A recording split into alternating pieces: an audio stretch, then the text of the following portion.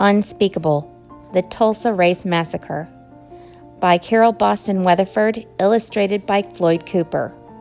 The Coretta Scott King Award winner, Caldecott Honor Book, the Robert Siebert Honor Book, and 2022-2023 Texas Bluebonnet Book. Once upon a time near Tulsa, Oklahoma, prospectors struck it rich in the oil fields. The wealth created jobs, raised buildings, and attracted newcomers from far and wide, seeking fortune and a fresh start.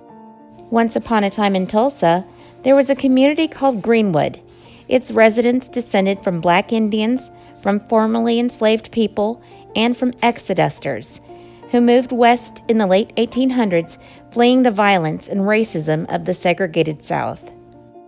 Once upon a time in Greenwood, there were 10,000 people living in a 35-square block area. Train tracks divided the black and white communities. Segregation laws called for separate neighborhoods, schools, phone booths, and railroad and streetcar coaches. Unfair tests made it hard for blacks to register to vote, and laws barred marriages across racial lines. So many black businesses cropped up along a 1-mile stretch of Greenwood Avenue that educator and business leader Booker T. Washington called the area Negro Wall Street of America. The name later became Black Wall Street, and the community kept thriving. Once upon a time on Black Wall Street, there were dozens of restaurants and grocery stores. There were furriers, a pool hall, a bus system, and an auto shop. Nearly 200 businesses in all. There were also several libraries, a hospital, a post office, and a separate school system where some say that black children got a better education than whites. There were 2 black-owned newspapers, the Tulsa Star and the Oklahoma Sun, and over 20 churches, and 15 black doctors, including Dr. A.C. Jackson, the most notable black surgeon in the nation. On Detroit Avenue stood grand homes of doctors, lawyers, and prominent businessmen. Once upon a time in Greenwood, there were barber shops and beauty salons. Miss Mabel's Little Rose Beauty Salon boomed on Thursdays when maids who worked for white families got coiffed on their day off and strutted in style up and down Greenwood Avenue. The soda fountain at Williams Confectionery was the backdrop for scores of marriage proposals. And there was the luxurious Stratford Hotel, then the largest black-owned hotel in the nation. Black guests were welcomed there, even as they were barred from Tulsa's white hotels. Once upon a time in Greenwood, there were 2 movie theaters, including the 800-seat black-owned Dreamland. There were even 6 privately owned airplanes. But in 1921, not everyone in Tulsa was pleased with signs of black wealth, undeniable proof that African Americans could achieve just as much, if not more, than whites. All it took was one elevator ride. One 17-year-old white elevator operator accusing a 19-year-old black shoeshine man of assault for a simmering hatred to boil over. With the accused man in jail, the white-owned Tulsa Tribune newspaper ran a headline prompting readers to, quote-unquote, nab him. Fearing the man would be lynched, killed by a mob before his trial, 30 armed black men rushed downtown to his rescue. At the jail, they faced off with 2,000 armed whites.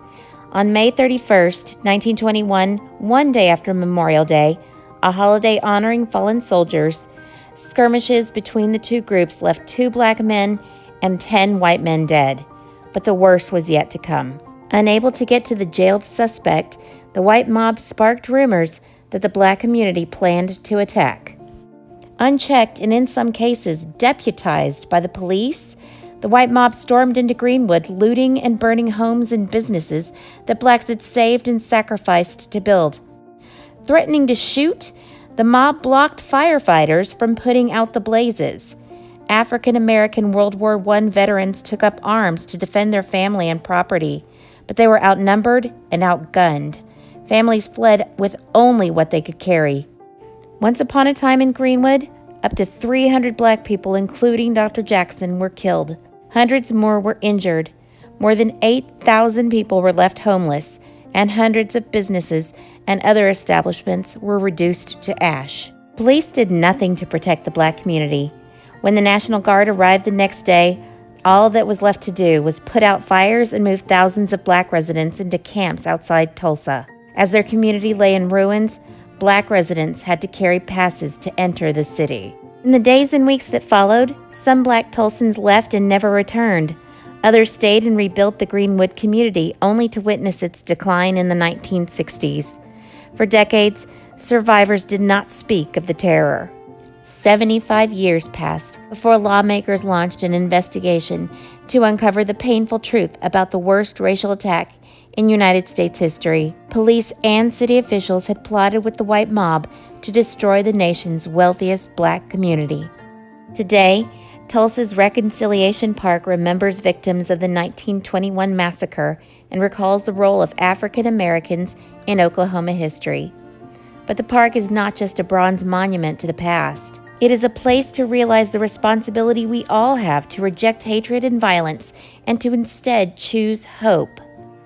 The author's note and the illustrator's note at the back explain more about the Tulsa Race Massacre with photos and captions and personal stories.